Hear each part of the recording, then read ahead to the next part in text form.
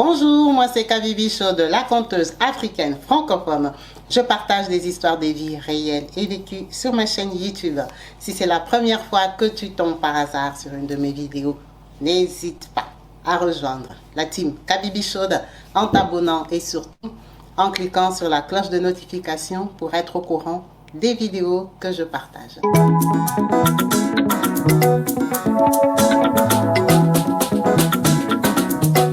Partout dans le monde, sans exception, abonnez-vous sur la chaîne YouTube Kabibi Show TV. L'information en temps réel, Bienvenue chez Jailicious, votre nouveau service traiteur d'amuse-bouche en Île-de-France. Que vous organisez un événement en famille, en entreprise ou encore un mariage, Jailicious est là pour vous servir. Plongé dans un univers de saveurs afro-occidentales, agrémenté par la street food canadienne avec notre mini burger poutine. Un voyage en Afrique avec le Macam Burger, pour finir par le Mwam Burger et sa sauce cacahuète typique. Vous serez transporté dans un voyage unique avec nos saveurs sucrées, du cheesecake au bissap, au tiramisu, au baobab. Nous proposons 4 formules différentes selon vos préférences, de la formule mini avec la box Xiaomi de 25 pièces à la formule Max Diamond où vous pourrez composer votre box selon vos envies. Jailicious ne se contente pas d'être un simple service traiteur. Vous savez, nous nous engageons à soutenir les plus démunis. 5% de nos bénéfices seront reversés à l'association PASSEF by Kabibi Chaude et Goma Espérance. Les commandes se font exclusivement sur notre site internet www.jailicious.fr. En ce moment, vous pouvez participer à notre jeu concours pour tenter de gagner une box Golden. Il vous suffit de liker, commenter notre page Instagram Jailicious by NKB. Le gagnant sera annoncé le 2 mars prochain. Alors, qu'attendez-vous? Jailicious, là où la gourmandise rencontre l'authenticité. À très vite. Yes. Bonjour à tous et bienvenue sur ma chaîne YouTube Kabibi Chaude TV. Yes, en chaleur, je suis heureuse de vous retrouver tous nombreux, connectés, branchés, actifs et présents sur ma chaîne.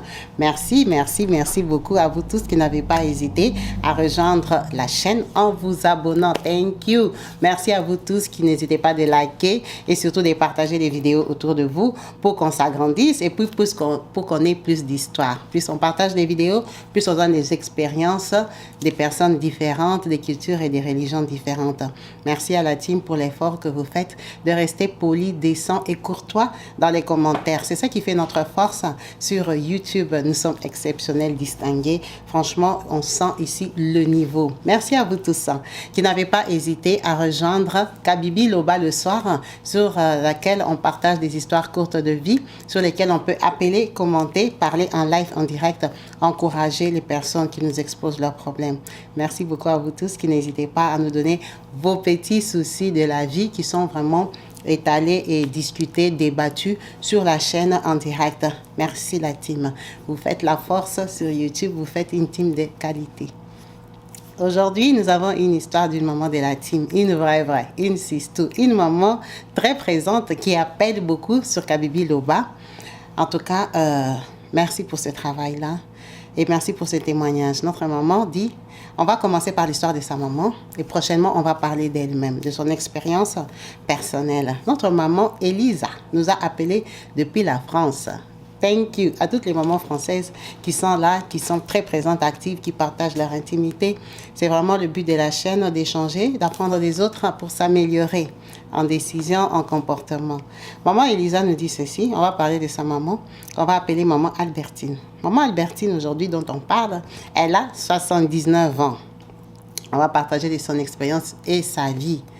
Maman Albertine est née dans le village de Wallendon, dans le Médoum. Kabibi, tu vois, tu peux la langue ici. Alors, les mamans du Gabon sont ici. Est-ce que maman Kabibi a bien prononcé? Maman, j'ai essayé, j'ai écouté, non? Tu m'as dit que c'est le village de Wallendon. Oui, Wallendon, c'est la région.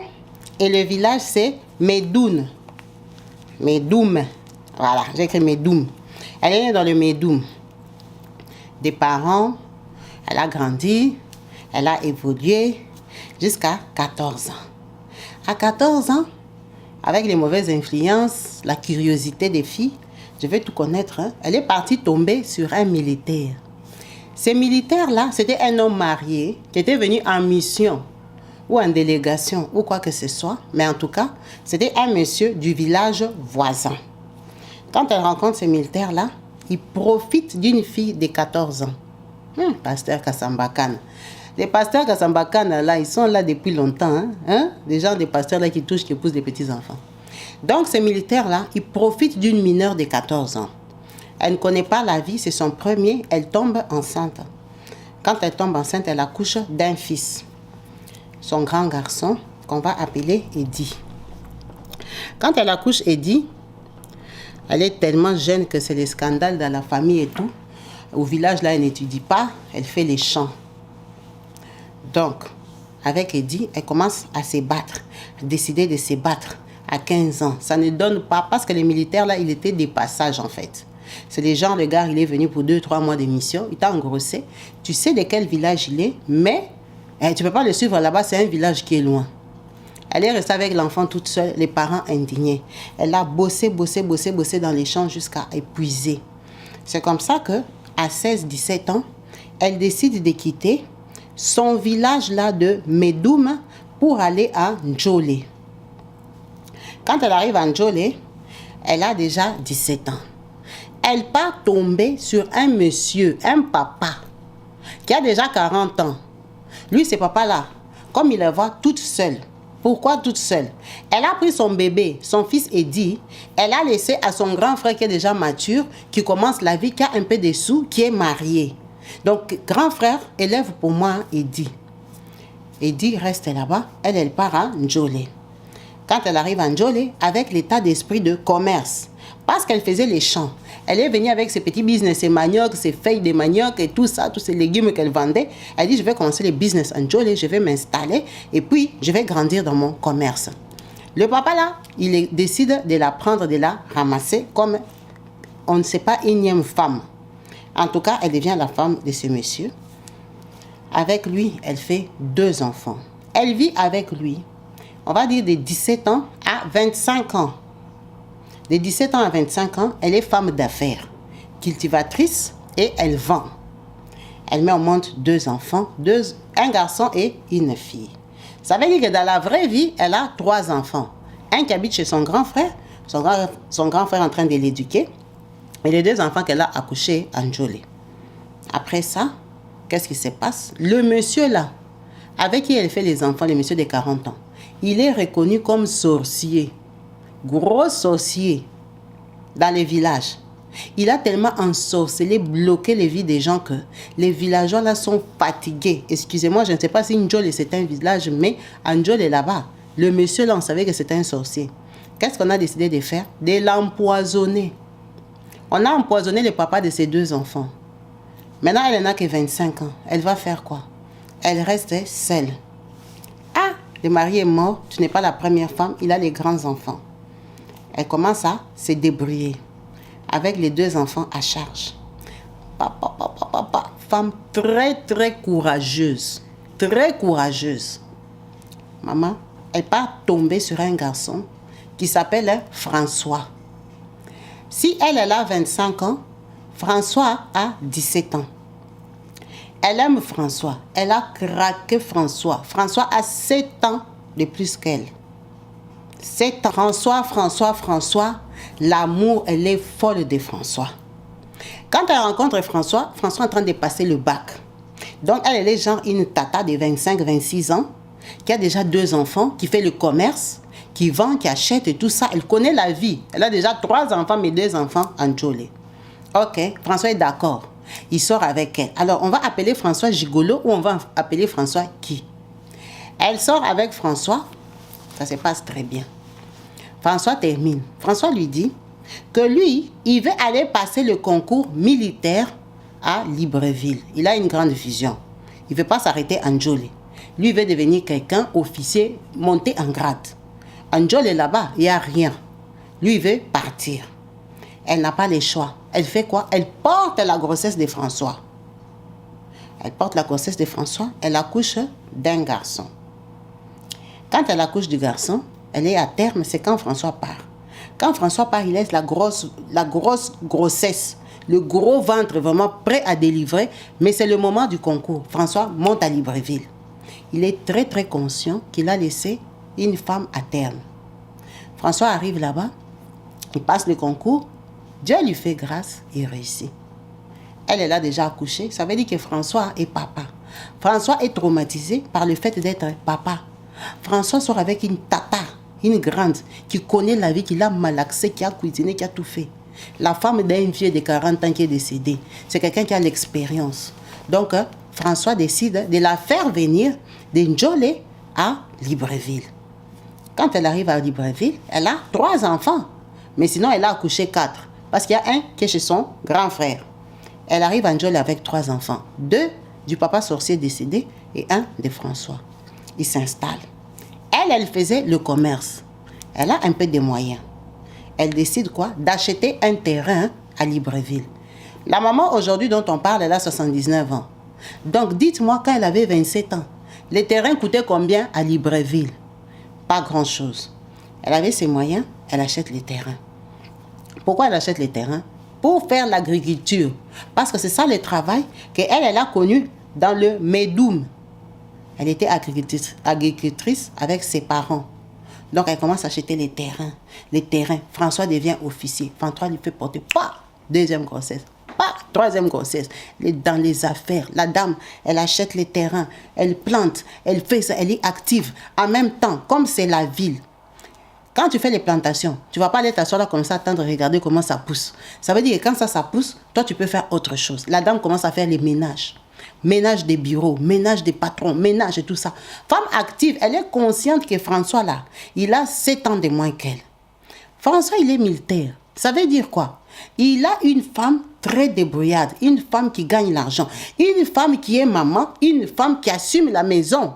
Sans lui. Parce que quand lui, il étudiait là-bas à Libreville, qui payait ses factures? Elle-même. Ça veut dire que quand elle vient, et de toute façon, dans un couple comme ça, tu es la grande sœur. Même quand vous avez le même âge, tu as tendance à être la grande sœur. Maintenant, quand tu es vraiment grande sœur, ça veut dire que François, il a l'impression qu'il habite avec sa maman. Il habite avec quelqu'un qui fait tout pour lui, qui lui facilite la vie. Qu'est-ce qui se passe? François commence à la tromper. François, il est à Libreville. À Libreville, il y a les belles femmes. Il y a les filles de la ville, les filles maniérées, les filles qui parlent français, les enfants de... François entre dans les milieux de sortir avec les enfants des colonels, des majors, des généraux. François change de niveau. Elle est villageoise, elle fait les chants. Elle dit, je m'en fous. Elle met au monde, elle travaille. Elle met au monde, elle travaille. Elle a acheté jusqu'à 15 terrains. Quand elle achète 15 terrains, elle a 4 enfants avec François. François va tomber sur une femme qui whiteise, qui parle chic-choc-chec. Une femme qui parle français. Ça l'a dépassé parce que ça troublait François.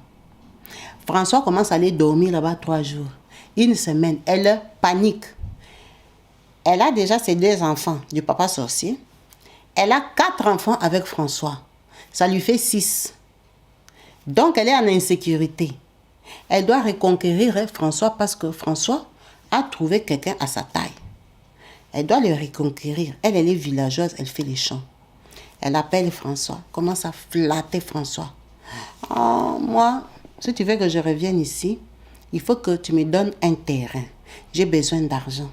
Elle prend un terrain, elle donne à François. François vend. Ah, moi, comme j'avais fui là, c'est parce que j'ai des problèmes d'argent. La fille là, c'est la fille du général. Et tout, et tout. En attendant, la fille a accouché 1. Elle prend 2e terrain. Elle donne à François. François revient. Ah, moi, elle essaie la couche 5e. Ah, moi, comme je suis là, la fille là qui a accouché mon 2e enfant là, moi, si tu me donnes 2 terrains comme ça là, je vais vendre, je vais faire des business. Elle prend 2 terrains, elle vend, elle donne à François. Le dernier enfant de cette maman dont on parle, elle a accouché à 46 ans. 46 ans, elle a poussé, elle a accouché. Femme du village. Elle a accouché 6 enfants avec François. 2 enfants avec papa sorcier qui est décédé empoisonné.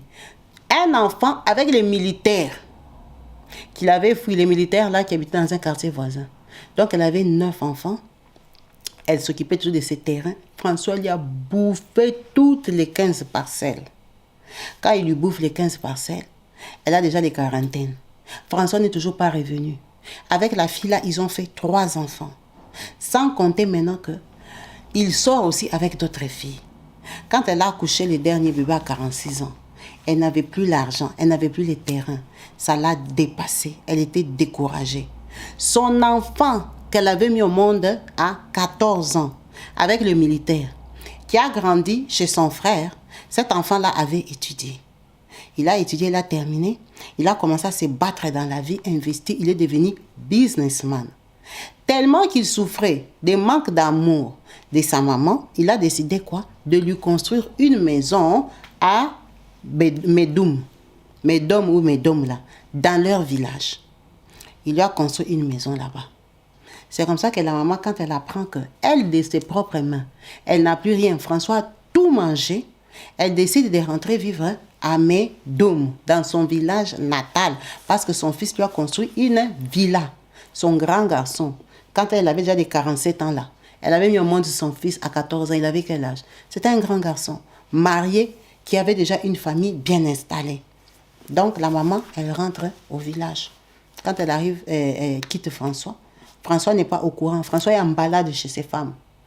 François revient comme ça, patron beau gosse. Il vient chez sa vieille femme. Il trouve la maison vide. Portée disparue, partie. Elle est partie quand? Nous-mêmes, on ne sait pas. François est dépassé. François rentre la chercher dans son village natal, où elle était née. Effectivement, c'est là que son fils lui a construit la maison. François est dépassé. Tu m'as abandonné. Je suis fatiguée. Toi, tu as les femmes qui parlent français. Tu ne me considères pas malgré tous les efforts que j'ai faits. C'est mieux que tu continues ta vie. Qu'est-ce qu'elle avait fait? Avant de partir au village, dans la maison que son fils lui a construite, elle a pris les enfants et les a partagés. Un à gauche, un à droite et tout ça. Pour notre sœur Elisa, quand sa maman avait décidé de partir vivre dans le Médoum, elle avait pris Elisa ici. Elle a donné à un cousin qui habitait à Franceville. Son cousin habitait à Franceville. C'est là que Mélissa est partie habiter. Franceville, là, c'est très loin. Elle m'a dit que ce n'est pas très loin de la frontière de Brazzaville. Alors, quand ils arrivent là-bas, elle m'a dit que c'est dans le Haut-Tongwe. Haut-Tongwe. Elle habitait là-bas. Quand elle arrive là-bas chez son oncle a des moyens. Il commence à lui payer l'école et tout ça. Pourquoi? Parce que le papa là, François, quand il quittait sa maman, quand il partait chez ses femmes, il lui donnait rien. Elle galérait, elle avait déjà vendu tous les terrains par amour.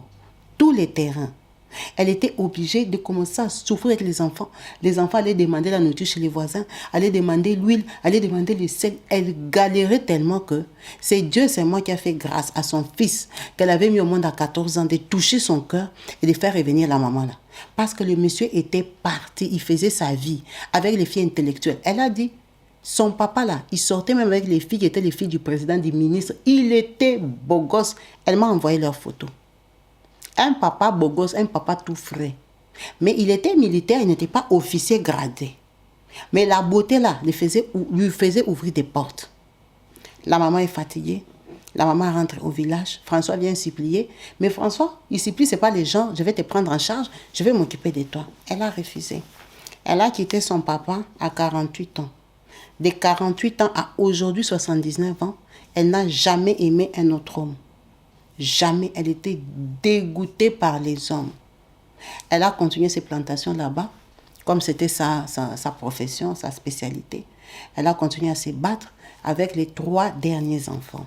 Notre maman Elisa nous dit, dans leur famille, il n'y a que elle, Dieu merci, qui était partie chez son oncle à Franceville. L'oncle avait des moyens, elle a été à l'école. À part elle, il y a sa petite sœur aussi, juste après elle, qui était aussi allée chez un bon oncle, qui lui a payé aussi les études. Donc, chez eux, dans la famille de sa maman, sur les 9 enfants, il n'y a que 2 qui ont étudié correctement. Aller à l'école, qui savent lire, écrire, terminer avec avoir des bacs et tout ça, commencer la vie, aller à l'université. Il n'y a que 2 personnes sur les 9 que les oncles ont élevé. Ce n'est pas que son mari François a élevé ou elle, non. Elle, on peut comprendre, elle était villageoise. Mais François, il a étudié à Libreville. Il a préféré s'occuper des enfants, des copines et des femmes que lui, il prenait. Il a abandonné sa maman. Donc, elle, quand elle a fait ses études, elle a fait ses demandes de bourse et tout ça, inscription. C'est comme ça qu'elle est venue en Europe, elle est en France. Notre maman est mariée ici en France. Pourquoi elle a partagé cette histoire? Parce que sa maman, aujourd'hui, sa phrase et l'éducation qu'elle donne à tout le monde, c'est dire, c'est de dire que les hommes sont des ingrats. Que l'amour n'achète pas l'amour. Si toi tu aimes quelqu'un, c'est pas ton amour qui va acheter son amour. Tu peux tout lui donner. Cette maman a donné 15 parcelles à un homme pour qu'il quitte une femme. 15, pas une parcelle, 15 parcelles. Que quand elle est arrivée à Libreville à l'époque là, c'était moins cher. Elle achetait, ça prenait de la valeur. Elle m'a dit, tu vois nos parcelles. Là où maman achetait, c'était en ville. Aujourd'hui, il y a des cliniques construites. Elle dit, Kabibi, imagine si les terrains que maman nous dit, ça c'est pour moi, ça c'est pour moi. C'était pour nous aujourd'hui, mais cette famille a une autre histoire. L'endroit où maman achetait, c'est ce qu'on appelle au centre-ville de Libreville aujourd'hui. Maman avait des terrains dans des très très beaux coins. Elle donnait à papa. Papa les vendait, les bradait. Il était beau gosse. Il faisait sa vie. Il est sorti avec les femmes. Aucune femme là ne l'a épousé parce que même ces femmes-là, il les trompait. Il ne restait pas sur place. La femme avec qui il a fait 3 enfants officiels que nous on connaît, elle est malheureuse, des malheureuses, pire que maman parce qu'on l'a trompée avec ses cousines et ses enfants, avec tout le monde, les gens du quartier. Il touche, il le laisse, il goûte, il abandonne et tout ça et tout ça. Il a vécu comme ça toute sa vie. Sa maman s'est sacrifiée pour rien. Elle lui a donné tout son capital, tout son fonds de commerce, tout son cœur, son temps, son énergie, sa volonté, sa force, sa jeunesse, tout. Elle lui a donné. Ils se sont séparés à 48 ans. Son papa, il me dit, jusqu'aujourd'hui, mon papa n'a pas une femme stable. Il a beaucoup de femmes, il est vieux. Son papa aujourd'hui il a 72 ans, c'est sa maman qui a 79 ans. Son papa là, il a les enfants qu'ils connaissent, il y en a aussi qui ne connaissent pas. Il habite là-bas à Libreville, il a ses femmes et tout ça.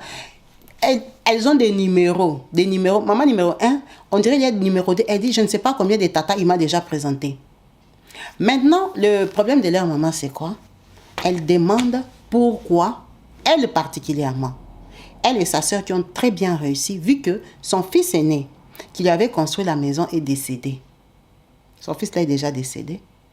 Donc, elles là qui ont sorti la tête, qui ont réussi, avec sa petite sœur. Elle leur demande toujours, pourquoi vous aidez votre papa? Parce qu'elle m'a dit, tu vois, moi j'aide mes parents à pied d'égalité. Pourquoi? Je sais très bien que papa a fait souffrir maman. Mais maman a souffert parce qu'elle avait choisi. Ce qu'elle m'a dit, elle dit à sa maman, c'est le gars que tu as choisi pour nous. Je répète la phrase qu'elle m'a dit. Elle dit à sa maman, mon papa, c'est le gars que toi tu as choisi pour nous. Donc comme toi tu l'avais choisi pour nous, nous on lui doit du respect et le considérer. On s'en fout de ce que lui il t'a fait. S'il t'a fait ça, c'est parce que tu voulais. C'est parce que tu avais choisi. L'amour était plus fort que la réalité. Donc nous, ces enfants, tu ne peux pas venir nous dire de l'abandonner, le jeter, ne pas le considérer parce qu'il ne s'est pas occupé de toi. S'il ne s'est pas occupé de toi, c'est parce que toi, tu l'avais choisi. Tu l'aimais, tu le voulais, tu voulais pas réaliser, tu voulais pas accepter la réalité et la vérité. Tu as décidé de l'accepter quand tu as compris que tu n'avais rien. Quelqu'un vient, tu lui donnes une parcelle. Quand il vend, il mange tout l'argent de la parcelle, il fouille encore. Toi, tu pars, tu prends encore deuxième parcelle, tu donnes. Troisième, jusqu'à 15. Tu as donné. C'est quand maintenant il n'y a plus rien à donner que tu décides de partir. Maintenant, tu veux que ces messieurs-là que toi, tu as aimé à la folie. Nous, on ne le calcule pas. Pourquoi? Parce que si tu avais 20 parcelles, tu allais donner jusqu'à 20 parcelles. Tu allais donner. Tu as donné jusqu'à 15. Tout. Tu ne t'es pas gêné. Si tu avais 20, tu allais rester jusqu'à 20, peut-être jusqu'à 50 ans. Parce que quand elle a eu 46 ans, qu'elle a accouché les derniers, elle n'avait plus de parcelles. Quand il a fait encore ses bêtises de partir, Elle n'avait tellement pas d'argent, elle n'avait plus la force et tout ça. Qu'elle est rentrée au village, Dieu merci, son fils lui avait construit une parcelle. Donc, sa fille lui dit, nous, on ne peut que faire ce que toi, tu as fait. Toi, tu avais fait un choix de vie. Tu nous as montré un papa. Ce papa-là va rester notre papa. Pourquoi que toi, tu veux que nous, on grandisse et qu'on vive sans équilibre? Genre, on n'a pas de papa, pendant qu'on en a un. On a un papa que toi, tu aimais. Comme toi, tu l'aimais. C'est comme ça que nous aussi, on l'aime en tant que papa, même s'il n'a pas été responsable. Elle a grandi chez son oncle. C'est comme si elle a deux papas. Elle s'occupe de son oncle, elle s'occupe de son papa. Elle a partagé cette histoire parce que sur Kabibi Loba, on avait parlé d'une histoire d'une maman qui devait donner 16 000 euros à son mari pour acheter une maison, le papa de ses enfants. Et elle avait appelé, elle avait intervenu. Elle dit, tu vois, quand j'avais intervenu là, c'est parce que je sais c'est quoi quand un homme te demande. Nous, notre maman, c'était une femme très forte, battante, travailleuse, mais qui a fini sa vie avec rien. Parce que tous ses biens, elle a donné à un homme. Une femme ne doit pas donner ses biens à un homme, je suis désolée. C'était ça son commentaire. Elle dit que quand elle avait insinué des choses comme ça, moi je lui ai dit, ah maman, pourquoi tu dis ça? Elle dit, je t'avais dit ça parce que regarde ce que mon propre père a fait à ma mère. Il lui a tout pris, il a réduit à zéro. Ma mère, c'était une femme, comme on a dit, une battante. Elle dit, nous, on ressemble à notre maman, mais c'est ma maman, elle a investi dans un homme. Dans un homme plus jeune qu'elle, qui l'a truqué, tourné jusqu'à la vieillesse. Elle est partie, il avait suivi une fois pour qu'elle revienne à ses frais. Quand elle n'est pas revenue, il a abandonné là-bas jusqu'aujourd'hui. Jusqu'aujourd'hui. Elle n'a plus aimé, elle était découragée, elle a continué sa vie. Elle a élevé tous ses enfants. Aujourd'hui, elle est à la retraite. Elle a beaucoup d'enfants qui n'ont pas étudié, pendant que lui, il a étudié à Libreville. Il s'en foutait, donc il s'en foutait même de ses enfants. Les enfants qui ont étudié, ce sont les enfants qu'il a fait dehors avec ces femmes-là, que lui, il partait suivre. C'est son histoire, c'est son partage. Elle a partagé pour qu'on en tire une leçon, qu'on apprenne des expériences des autres, des gens qui ont du vécu, des gens pour qui ça a très mal tourné, pour qui ça n'a pas marché. Merci beaucoup, maman, pour ton partage. Merci pour cette expérience qui continue à nous éveiller, à nous encourager, à être prudente et prévoyante dans les couples. Que l'amour ne nous aveugle pas complètement, que ça aveugle un peu seulement, parce que c'est bien aussi d'aimer, mais pas à un point où tu oublies tout, tu oublies tes enfants, tu oublies que tes enfants ont besoin d'un héritage. Elle dit, elle en avait 15, elle a mis au monde 9. Si elle nous avait donné même un, elle lui donne à lui 6. Tu ne vois pas qu'aujourd'hui, nous tous, on allait avoir des terrains valables à Libreville. Mais on n'a rien. On doit se battre pour acheter aujourd'hui à quel prix. Maman avait des terrains en ville. Elle a donné à papa qui a brûlé ça. Il s'en foutait. Elle a suivi la beauté. Elle a suivi un homme qui déjà au départ, il lui avait montré qu'il n'aimait pas. Il lui avait montré que je suis rigolo, qu'il est beau gosse, qu'il est playboy. Il a joué avec toutes les femmes. Il n'en a jamais épousé. Son papa est célibataire. Il a 72 ans. Il n'y a personne qui porte son nom. Madame Intel là, Madame François n'existait pas. Il est resté playboy. Mais pour un playboy comme ça, elle a tout donné. Alors eux, ses filles, elles, ses filles, elles ne peuvent pas tomber dans ces pièges-là. Notre maman ici, elle est gabonaise, mais elle est mariée. Elle est mariée à un homme africain de notre pays, mais c'est un Africain avec qui ils s'entendent très bien. Très, très bien. Tout va bien. Et ils font tout en contrat. Elle dit, jusqu'à ma maison de Paris, Kabibi, on est parti faire contrat chez les notaires parce que moi, je ne peux pas tomber dans les mêmes pièges que maman, me faire rouler. Ma propre mère, c'est pas la mère de quelqu'un, a été roulée par mon papa. C'est son histoire. Merci beaucoup, maman, pour ton partage, pour ton expérience que tu as bien voulu nous donner pour que ça continue à nous éveiller. C'est le but de la chaîne. Merci beaucoup. Nous allons continuer avec notre deuxième histoire, qui est on va dire, c'est la suite d'une histoire. En fait, cette histoire, on l'a racontée il y a 3 ans. Quand j'avais commencé Kabibi Show, notre maman nous a recontactés pour me donner la suite. Cette suite, elle n'est pas d'aujourd'hui, mais elle a pensé à me la donner maintenant. Pourquoi? Maman Hélène nous a contactés depuis Bruxelles, depuis la Belgique. On salue toutes les mamans belges et merci pour votre présence et confiance sur la chaîne. Elle nous dit ceci. Maman Hélène, on va recommencer son histoire. Pour ceux qui ne la connaissent pas, Ça, c'était vraiment au début qu'on avait commencé. Ce sont les premières mamans de la chaîne. Vous allez comprendre pourquoi notre maman fait partie des premières. Parce qu'elle est souvent à la maison. Elle ne travaille pas beaucoup. C'est une maman qui a le temps, qui est vraiment connectée. Donc, maman nous avait raconté son histoire, je crois, on était encore les 300 abonnés quand j'avais raconté cette histoire ici. Maman Hélène nous dit, elle est née à Mbandaka. C'était une très très belle femme de Mbandaka. À Mbandaka là-bas, quand elle évoluait, tellement qu'elle était imposante, grande de taille, très belle, remarquable, hein? Elle sortait avec les bons tontons bourgeois, les patrons beaux gosses, les gens qui avaient l'argent, les gens qui calculaient les petites qui avaient le poids. Elle était parmi. C'était son habitude. Elle a commencé ça à 17 ans. Elle dit son problème est qu'elle était bagarreuse. Elle dit, moi, si tu attrapes ton mari, ne tente pas de te mettre sur mon chemin. Elle tabassait même les femmes là. Elle sort avec ton mari. Vous savez comme à l'époque, les mamans aimaient se battre. Parce que les Aéroises, les Congolaises à l'époque là, les rivales se battaient. Hein. Quand elles se rencontraient, se tapaient. Si tu fais l'erreur de venir me chercher, je vais te taper à un niveau. Parce qu'elle, elle avait ce qu'on appelle un coup à moko. Comme on dit un seul os chez nous, on dit il y a des gens qui ont un seul os, donc ils sont très forts. Et puis elle dit que son grand-père lui avait mis des, comment ça s'appelle, les trucs des cornes ou quoi là, il avait fait des rituels et des forces. Donc c'était une fille très belle mais très forte, mais elle ne s'est jamais tapée avec ses maris. Elle tapait que les rivales. Elle dit moi je n'avais pas peur des rivales, je me battais avec mes rivales. Elle a évolué comme ça. Un jour, elle est tombée sur un monsieur qui venait de Kinshasa, c'était un médecin, on va l'appeler Odon. Le papa Odon là, c'était un médecin marié à Kinshasa, à Marie-Josée. Maman Hélène et Marie-Josée sont des noms authentiques. Maman Marie-Josée est à Kinshasa jusqu'à aujourd'hui. Ce monsieur là Odon, il arrive en Mbandaka, il est médecin, directeur quelque part, on l'a nommé. Il arrive, il tombe sur elle. Elle fait partie des belles filles de Mbandaka. À l'Équateur, au Congo démocratique. Il commence à sortir avec elle. Moi, je suis mariée à Kinshasa et tout et tout. En tout cas, il n'y a pas de soucis. Ils vivent. Elle tombe enceinte. Elle met au monde parce que le gars casque l'argent sur elle.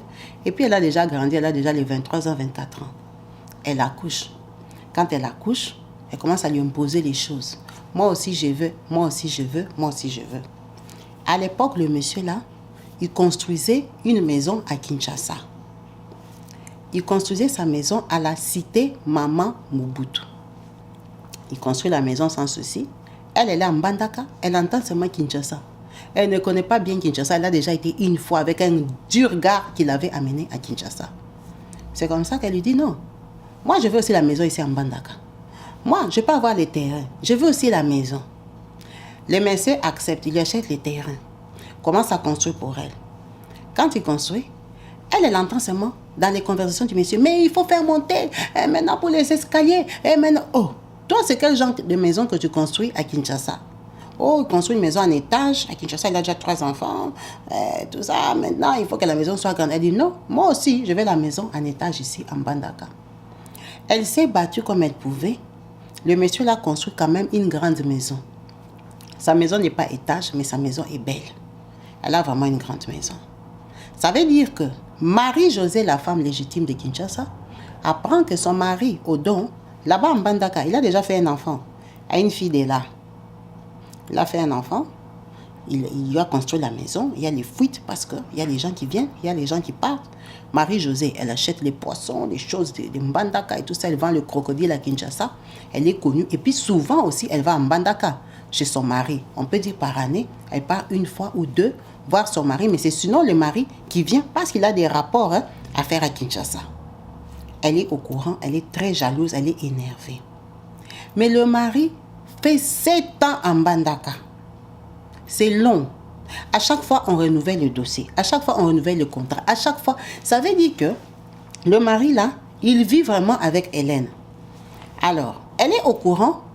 Elle s'est dit, c'est pas plus mal. Au lieu qu'il change des femmes, je sais qu'il vit avec une. Mais la une, là, ne peut pas me détrôner parce que moi, il me construit la maison à Kinshasa. Marie-Josée, comme elle sait qu'on la trompe, elle fait les affaires, elle fait le commerce. Le mari lui a permis de faire le commerce pour qu'elle soit occupée, comme ça elle ne le calcule pas trop. Donc Hélène ici savait que Marie-Josée faisait le commerce. Bon, pendant qu'elle faisait son commerce, apparemment, elle trompait le docteur Odon. Et deux, ils ne savaient pas en Mbandaka. Odon savait seulement que Marie-Josée est son mouton. Odon, la mission termine en Mbandaka, il doit rentrer à Kinshasa. Hélène lui dit, moi j'ai ton enfant, on vit bien, tu ne peux pas me laisser ici. Il faut que tu m'amènes avec toi à Kin. Elle dit, Kabibi, la vérité est que, à l'époque, je faisais des fétiches. J'avais mon oncle et les gens de ma famille qui m'aidaient à retenir Odon. Donc, on lui a fait des fétiches. On lui a fait des fétiches en Mbandaka. Odon a accepté. Quand il est rentré à Kinshasa, il l'a ramené avec elle. Quand il arrive, il l'installe à Yolo.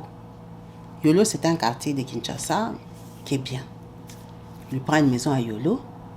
Marie-Josée habite très loin, à la cité Mahamouboutou, là-bas, vers Ipen. C'est très loin. Donc, ils ne peuvent pas se rencontrer. Elle vient à Kinshasa. Elle ne connaît pas Kinshasa. Donc, la personne, ce qui elle compte, c'est Odon. Donc, Odon, quand il part travailler en ville, il traîne avec elle. Il traîne avec elle et tout et tout. Il présente à tous ses amis, Mago de Mbandaka, la maman de mon enfant. Elle arrive. Il faut qu'elle s'intègre, qu'elle apprenne les choses. Et puis, elle n'a pas besoin d'argent. Odon lui donne l'argent, celui qui l'a installé. Marie-Josée apprend que la fille là est à Kinshasa. Elle est furieuse. Mais pour Marie-Josée, on vient souffler à Odon que Marie-Josée t'est trompée. Apparemment, elle était sortie avec tel monsieur. C'est un commerçant. Tel monsieur, c'est un directeur quelque part. Odon ne croit pas. Apparemment, d'après Odon, on lui a donné des preuves que Marie-Josée était sortie avec lui, avec ces gens-là. Il confronte Marie-Josée, elle nie tout. Le fait que Marie-Josée soit sortie avec d'autres personnes, elle dit, elle en a profité pour agiter la dose de fétiche. Parce qu'elle était à l'écoute de son mari. Elle fonctionnait comme ça. C'est elle-même qui témoigne aujourd'hui. Qu'est-ce qui s'est passé? À Kinshasa, elle me dit, il y a une manie. Il y a une manie d'aller à l'église pour avoir bonne figure. Elle allait à l'église parce que la personne chez qui elle habitait était chrétienne, croyante, pratiquante. Donc, elle lui disait, on part à l'église, je t'invite à mon église. C'est pour ça qu'elle allait là-bas. Mais elle avait ses fétiches. Elle avait ses fétiches, tout allait bien dans ses fétiches. Elle partait seulement pointer pour faire bonne forme. C'est elle-même qui m'a dit ça. Donc, dans cette vie de fétiches-là, elle, Marie-Josée, a beaucoup de problèmes avec son mari parce qu'elle sait qu'elle attise la casserole là-bas en Mbandaka pour qu'on chasse Marie-Josée. Marie-Josée, il y a le tourbillon dans son couple. Hein. Le mari commence à lui dire qu'il va la chasser. Marie-Josée pleure. Elle dit que c'est faux. Le mari, on vient lui attribuer une formation en Belgique. Il doit partir en Belgique pour 3 ans d'études, spécialité. Ou c'est lui-même qui a cherché, qui a trouvé, ou c'est la société, elle ne sait pas. Mais le mari devait aller en Belgique. Elle est la femme du mari. Elle saute la première. Elle dit, tu vas partir avec moi. Marie-Josée, tu devais la divorcer. Comme elle a les difficultés de partir de la maison, c'est moi qui pars avec toi. Le mari est d'accord parce qu'il est dans la casserole. Marie-Josée comprend que le gars doit aller en Belgique. Elle, on veut la répudier. Donc, on ne va pas l'amener en Belgique. Marie-Josée, ça l'attrape. Marie-Josée est commerçante. Marie-Josée a l'argent. Marie-Josée a les voitures, a les jeeps. C'est comme ça qu'elle comprend que le gars veut aller avec Hélène. Hélène qui a un enfant. Elle, quand il était parti, il lui avait laissé avec 3. Et puis, elle avait mis au moins d'un 4e. Donc, elle a 4 enfants. Et lui, il veut partir, la laisser à Kinshasa. Elle dit, ça ne va pas se passer comme ça. Marie-Josée commence à patrouiller Hélène. Elle découvre l'adresse de Hélène à Yolo. Hélène connaît Marie-Josée depuis qu'elle habitait en Mbandaka. Elle ne sait pas si Marie-Josée la connaît, mais sûrement parce qu'il y a quand même l'enfant. Donc, Hélène, elle dit qu'à Bibi, ces jours-là, je ne voulais pas aller à l'église. La dame avec qui j'habite, qui m'a menée, elle vient me signaler qu'on part demain matin. Je ne me suis pas apprêtée. Après, elle vient me dire, Coco, Maëlé, c'est comment? On y va. Je dis, moi je reste, je ne viens pas. Elle me dit, tu refuses vraiment. Les jours du Seigneur, il y a ce pasteur, c'est quoi spécial qui viendra. Viens, quoi. Elle ouvre la porte. Maintenant, quand elle a ouvert la porte, pour lui dire qu'elle ne viendra pas, le soleil l'a frappé aux yeux. Ça l'a réveillée complètement. Elle dit, je suis en retard. Vas-y alors, j'avance. Son enfant était déjà réveillé. Son enfant, c'est une fille. Elle dit, bon, comme l'enfant est déjà réveillé, mais je suis en retard, avance et je te suis. C'est comme ça qu'elle reste s'apprêter. Si le culte commençait à 9h, ces gens, elle quitte chez elle à 9h30.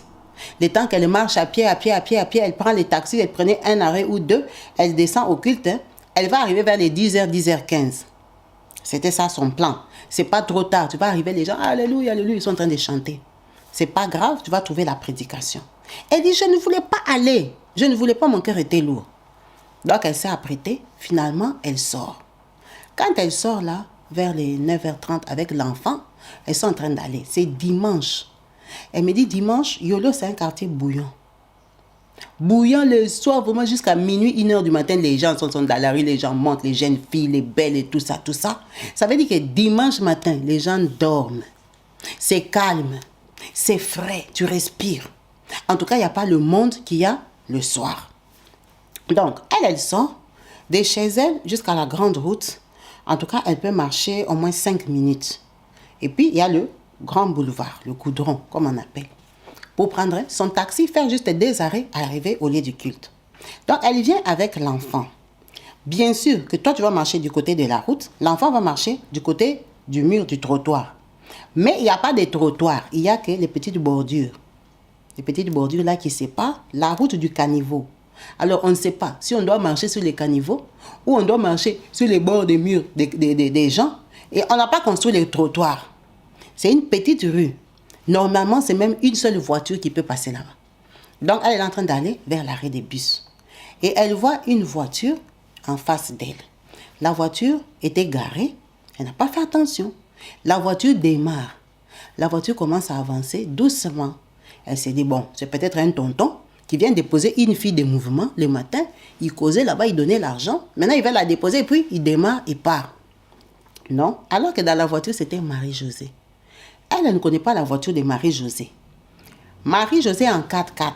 Marie-Josée avance, la femme de leur mari commun. Maintenant, elle dit, la voiture venait doucement. Après, à un moment, elle entend, la voiture met la voiture en face. C'est comme ça qu'elle regarde, elle voit que dans la voiture, il y a 2 femmes. Elle voit que la voiture fait, la voiture démarre d'une vitesse. Elle a fait quoi? Elle voulait sauter du côté du caniveau, du côté où était l'enfant. Elle dit, les réflexes que j'ai poussé l'enfant, moi aussi j'ai sauté, mais la voiture m'a cogné. En fait, elle n'a pas sauté. C'est la voiture qui l'a jeté. La voiture l'a propulsé. La voiture l'a cogné. La voiture est partie. Mais elle a eu le temps de voir qu'il y avait 2 femmes, même si elle ne les a pas reconnues. Les gens criaient. Les quelques personnes qui étaient dans la rue, Marie-Josée est partie. On l'a cognée. On a appelé les taxis. Elle était lucide et tout ça. L'enfant, comment ça plairait et tout et tout. L'enfant était déjà grand. L'enfant allait déjà vers les 5 ans, 6 ans. On l'a ramassé. On l'a amené à l'hôpital avec ses propres frais. C'est comme ça qu'on cherche le docteur et tout et tout. Le docteur vient, qu'est-ce qui s'est passé? On l'a cogné. On a décrit la voiture, les gens du quartier et tout et tout. Le docteur comprend que c'est Marie-Josée. Le docteur est en colère. On lui paye les soins, on devait l'opérer. On l'a opéré le lundi. Quand on l'a opéré, notre maman ici a eu un problème. Elle est en fauteuil, aujourd'hui qu'on parle. Elle est en fauteuil. Donc, quand elle est tombée malade là-bas, leur passeport était à l'ambassade de la Belgique. C'est ça qui avait donné les troubles à Marie-Josée. Ça ne se passe pas bien à Kinshasa. On dit, comme vous partez en Belgique, on va aller la réopérer en Belgique. Chez les Blancs, ça va marcher. Elle est venue ici en Europe en fauteuil. Avec son enfant, et le papa de son enfant. Malgré que Marie-Josée l'a cogné, comme on n'avait pas attrapé la voiture, il n'y avait pas de preuves, on ne peut pas pointer que c'est Marie-Josée, c'est quelqu'un qui l'a cogné et qui a fui. Est-ce que c'était une voiture de location? On ne sait pas. Parce que la Jeep qu'elle a décrite, ce n'est pas la Jeep de Marie-Josée. Donc, on n'a jamais su c'est la Jeep de qui. On l'a seulement cogné. Vous savez qu'au Congo, il y a des gens qui cognent les gens. Quand on l'attrape, il fouille pas. C'est pour ça que quand tu cognes quelqu'un avec ta voiture, on t'attrape, on va te tabasser. C'est une manie au Congo. Si ces jours-là, tu as cogné quelqu'un, tu n'as pas l'argent, on va te tabasser à un niveau que tu vas regretter ton père. Donc, il n'y avait pas de preuve que c'était Marie-Josée. Elle a été impunie. Mais le gars était fâché et convaincu que c'est elle. Il a décidé de l'amener en Europe.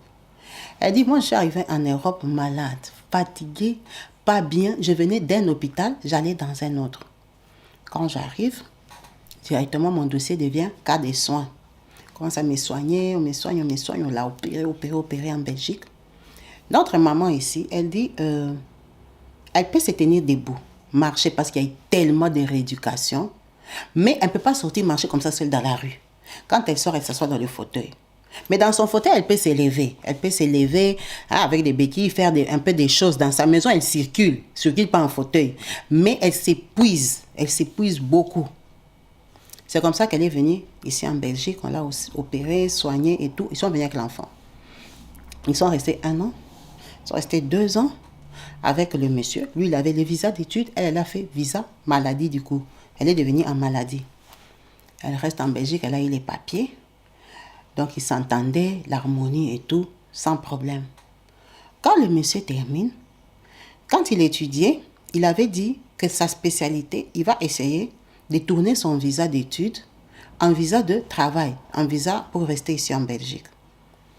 Donc, à sa grosse surprise, quand il termine, il décide de rentrer à Kinshasa. Il dit, mais comment tu vas rentrer à Kinshasa? Tu me laisses ici avec l'enfant. L'enfant a déjà grandi, l'enfant part sur 10 ans. Oh non, oh moi, oh je suis monté, oh je suis descendu. Lui il veut rentrer à Kinshasa. Kinshasa, il sera patron. Ici, son diplôme est fait comme ci, son diplôme est fait comme ça. Le monsieur lui a compliqué. Au don dont on parle, était rentré à Kinshasa. Elle en a beaucoup souffert. Pourquoi? Parce que quand elle était en Belgique avec lui, Marie-Josée venait supplier. Elle venait en Belgique supplier. Elle dit, tu vois, moi, c'est à cause de tous ces accidents. J'ai eu des opérations et des opérations. C'est quand j'ai crié en Dieu. C'est la maladie qui l'a fait croire en Dieu. Elle disait toujours à Dieu, on m'a cogné parce que j'allais dans ta maison. Moi, je ne voulais pas sortir. On est venu me tirer du lit pour que j'aille te servir. Même si je n'allais pas en sincérité parce que j'avais mes fétiches. Mais j'allais quand même chez toi. Tu ne peux pas me laisser comme ça. Elle dit, moi je suis devenue chrétienne pour plusieurs raisons. J'ai compris la vie quand le malheur m'a déjà atteint. Notre maman qui nous a appelés ici, c'est une grande pratiquante. C'est une vraie maman qui commente presque toutes les vidéos. Elle m'a dit, je les commente parce que la plupart du temps, je suis à la maison. Au don dont on parle, il est rentré à Kinshasa. Il est rentré, Marie-Josée a supplié. Ils se sont remis ensemble. Ils ont continué leur vie. Ça l'a blessée, ça l'a détruite. Ils ont commencé à venir se promener en Belgique, en Allemagne, en France. Quand ils prennent le visa Schengen, ils font le tour. Ils viennent voir l'enfant, pas à la maison, mais au restaurant. Ils partent à Matongé, ils vont lui acheter les trucs. Marie-Josée connaît son enfant. En fait, il a continué avec elle. Elle ne sait pas s'il a pardonné Marie-Josée de cette tromperie qu'il lui avait faite parce qu'elle, ça ne va pas. Ou alors, il n'a jamais vraiment cru que Marie-Josée l'avait trompé. Ou alors, c'était ses fétiches à elle qu'elle faisait, qui faisaient que lui, il voulait quitter Marie-Josée. Donc, elle s'est posé tellement de questions. Elle s'est remise en compte, elle dit, bon, c'était sa femme, c'était moi qui étais la briseuse des maris. Elle a beaucoup prié pour ça, elle a demandé pardon, elle s'est repentie, elle a pris la parole, elle a renoncé à ses fétiches, elle s'est fait baptiser, elle est croyante. Aujourd'hui, elle a déjà grandi. L'enfant dont on parle là, qu'elle avait mis au monde, son enfant est déjà indépendant, sa fille a 23 ans. Elle a passé sa vie en Belgique. Elle a fait des formations écrites. parce qu'elle a des capacités. Elle travaille, mais elle ne travaille pas à temps plein. Elle n'a jamais travaillé à temps plein, même si elle travaille depuis longtemps. Elle dit, moi je travaille depuis longtemps. Quand on m'avait opéré, même quand il est parti là, quand son mari là est parti au Congo, elle faisait les formations. Je ne veux pas dire dans quoi elle travaille parce que son histoire, ce n'est pas pour que ses collègues la reconnaissent et tout. Elle me dit parce qu'elle a trop partagé Kabibi Chaude dans son entourage. Donc je raconte ça comme ça seulement. Elle a beaucoup travaillé. Elle a travaillé, mais toujours à temps partiel parce qu'elle a une petite rémunération handicapée. Et elle tient à éduquer aussi sa fille, son enfant qu'elle avait mis au monde, son enfant qui avait assisté à son accident. Elles sont très fusionnelles. Sa fille fait des études, elle a déjà grandi. Si elle m'a rappelé aujourd'hui, après 3 ans, pour que je raconte son histoire, c'est parce qu'elle me dit qu'Odon est décédé novembre de l'année passée. Elle m'a dit ça l'a beaucoup choquée. Elle attendait le temps de digérer ça, d'accepter que c'est fini, que en fait, elle ne sait pas ce que la vie lui a payé. Il est décédé comme ça, il n'était pas ennemi, hein, parce que quand il venait en Belgique, il parlait. Elle dit, tu vois, moi, quand j'ai rencontré le Seigneur, j'ai eu la force de demander pardon à Marie-Josée. Je lui avais demandé pardon pour me libérer, je lui avais demandé pardon pour ma guérison, pour avancer dans ma vie, pour me sentir bien parce que j'avais tout renoncé, tout rejeté, changé de vie. J'ai commencé à voir la vie autrement. J'ai renoncé à tous les fétiches qu'on m'avait mis là, des forces, de me taper, de taper les gens. Mes fétiches me servaient à taper les gens, mais je ne pouvais pas penser qu'on pouvait me cogner par une voiture et être assise. Même si Dieu lui fait grâce petit à petit, elle marche. En tout cas, elle va bien. Elle va bien. En tout cas, elle avait préféré demander pardon. Marie-Josée avait dit, je te pardonne et tout. C'est pour ça que quand il est venu, elle lui a donné l'enfant. Ils partent avec l'enfant. Son enfant est croyante, pratiquante. Son enfant prie. Elle a partagé cette histoire parce qu'elle dit qu'à Bibi, j'étais déjà passé à autre chose, mais quand on m'a dit qu'il est mort, j'ai eu très très mal. Très très mal. C'est comme si, finalement, ça s'est vraiment fini comme ça. Finalement, je ne sais pas si je dis que j'ai gâché ma vie ou quoi. Parce que dans ma vie, finalement, il m'a construit une maison en Bandaka, dans laquelle ma famille vit, les gens de ma famille habitent là-bas. C'est pour eux même, je ne compte pas ça. Il m'a amené en Europe, ce qui était mon désir. Mais il m'a laissé. Il est retourné chez Marie-Josée, qu'il avait trompé, mais moi, je ne l'avais pas trompé. C'est moi, j'avais des fétiches, mais je ne l'avais pas trompé. Quand on est venu en Belgique, j'ai commencé à prier. Elle ne sait pas si c'est les prières qui ont fait que lui aussi, les fétiches sont terminés dans son corps. Il a changé d'avis, il a décidé de partir. Donc, elle s'est posé tellement de questions, mais elle dit, je ne sais pas pourquoi j'ai très mal quand il est décédé. Très mal, comme si une histoire de ma vie était partie, une partie de moi était partie pendant qu'on était séparés. On était séparés et bon, c'est la vie. C'est la vie. C'est ce qu'elle nous a dit aujourd'hui. Notre maman, qui nous a appelés, n'a que 44 ans. C'est une jeune femme, elle a 44 ans. Elle a partagé son histoire, elle a donné la suite. C'est pour ça que j'ai raconté toute l'histoire, parce que cette histoire-là, je l'ai même déjà enlevée. Je l'avais racontée il y a 3 ans. À l'époque, je me filmais avec le portable et tout ça, j'ai débuté. C'est une vraie. C'est une maman de la team. Je crois que vous tous là, vous connaissez son nom. Elle commente beaucoup sur les vidéos, parce que souvent, elle est à la maison. Donc, elle a partagé son histoire pour que ça enseigne une personne qui, peut-être aujourd'hui, regarde cette vidéo et est en train de faire la même chose qu'elle. Elle dit que c'est une très mauvaise chose. Déjà, avoir un mari, pas par la voie normale, par des fétiches, c'est une mauvaise chose. C'est une mauvaise chose parce que l'amour n'est pas naturel. Le jour que tes fétiches vont finir, cet homme-là va partir parce qu'il ne t'a pas aimé naturellement. Il fait des choses qui ne sont pas naturelles, qui ne sont pas normales. Elle dit, son ex là, Odon, il accusait Marie-Josée par rapport aux rumeurs. Mais la vérité est que lui, il trompait Marie-Josée avec elle. Et il avait même fait un enfant. Il avait enlevé des Mbandaka, il l'a amené à Kinshasa. Donc lui, tout ça, il ne considérait pas parce qu'elle lui avait bandé les yeux. Il ne voyait pas ça. Il était en colère contre Marie-Josée. Il disait qu'elle avait trompé. Mais, sans preuve. Oh, on a dit qu'elle sortait avec un tel. il n'y avait pas de photos, il n'y avait pas de preuves. Mais plusieurs personnes avaient dit, ça c'est la vérité. Plusieurs personnes avaient dit, mais sans preuve. Mais il était prêt à la jeter malgré les 3 enfants, 4 enfants qu'elle lui avait fait. Pour moi, dès qu'on l'a envoyé en mission en Belgique, c'est moi qui l'ai choisi automatiquement. Mais il était sous mon influence. Peut-être que si je l'avais laissé partir seule, ou avec Marie-Josée n'allait pas m'en vouloir tant, parce que j'habitais à Kinshasa, elle ne me cherchait pas trop. Mais c'est quand elle a entendu que c'est moi qui partais en Belgique, ça lui a donné la folie.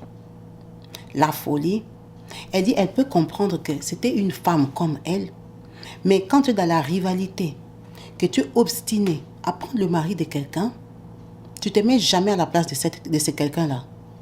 Tu ne te mets jamais à la place de ce que ressent l'autre. Parce que c'est toi d'abord, c'est ton intérêt à toi. C'est ton intérêt. Et c'est horrible. C'est horrible de faire ça. Ça peut avoir des bonnes conséquences, des bonnes fins. Mais pour elle, ça ne lui a pas servi. Ça ne lui a pas servi. Elle a partagé cette histoire pour assagir quelqu'un. Et puis pour se soulager, se faire du bien.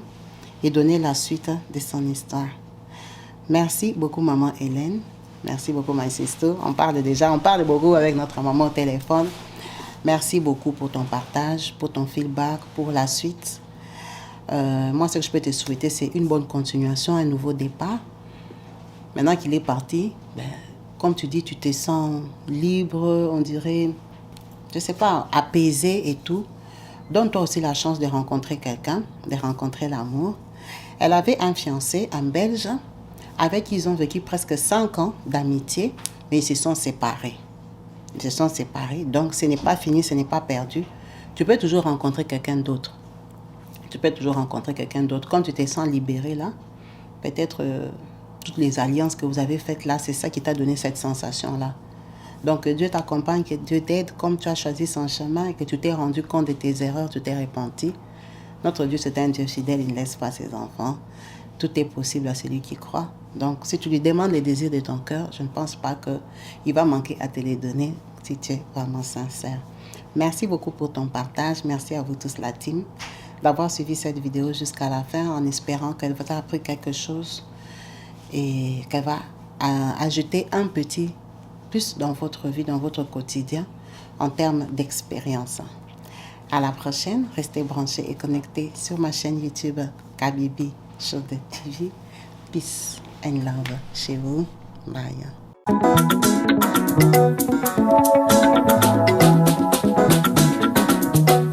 Partout dans le monde, sans exception, abonnez-vous sur la chaîne YouTube Kabibi Show TV. L'information en temps réel, Allez. Oh, partout dans le monde, viva l'été, Kakamoko, c'est Kabibi Show TV. Allez, s'abonner, abonnez-vous massivement. S'abonner, abonnez-vous massivement.